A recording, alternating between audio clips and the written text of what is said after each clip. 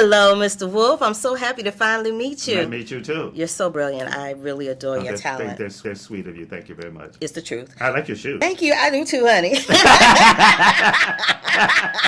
you, I had to bring some sparkles for you. Thank you very much. I'm humbled. There is a quote in the film where Bayard says, "The time is always right to do right."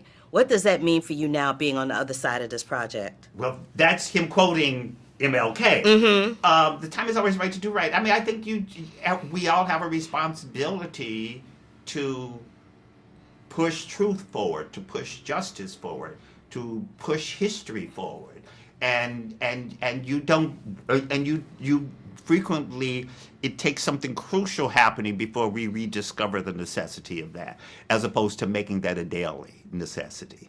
Right. And teaming up with Higher Ground Productions, run by Michelle and Barack Obama, how important do you feel it is, particularly to team up with that company where we have a former First Lady, a former president, who are going out of their way to make sure that Black history is just that, Black history? Well, yeah, I mean, I think it's very important. I mean, I think they're very committed to telling stories of one of the things that interesting. I got notes from the president, and one of the things was very important to him is that it become very, very clear the rigor that is required when one is engaging in organizing a protest or an event. And that Bayard was known, even for those people who did not like him, for being a brilliant organizer, being a brilliant strategist. And I think that it was very important to them that we understand how thorough he was. I mean, coming up with the idea to make sure that there are pieces of paper when you drive through a toll booth on your way to D.C. that has all the information of where you should park and where you should go once you come to D.C. for the march. That sense of detail is just phenomenal, and that was very, very, very important to them. That information, that sense of responsibility and command, be passed on within the film. Cool. I like that attention to detail because you're a person that has immense attention to detail yourself.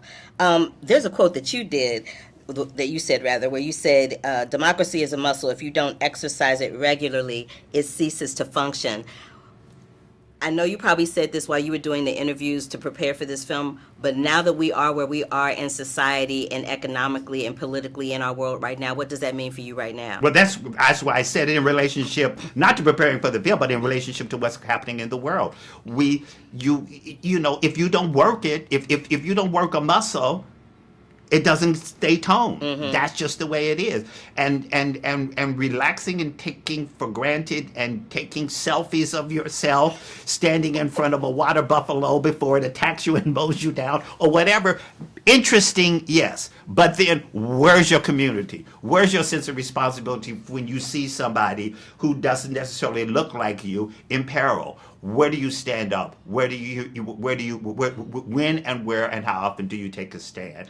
And when you see somebody trying to erase history, that's a time for you to tell your history. I know that's right. Talk to me a little bit real quickly about collaborating with Branford Marsalis and Lenny Kravitz on the original music for the piece, because it was really good. Oh, well, thank you. They were two separate events. Branford is the third project film we've done together. And it's a glorious working relationship.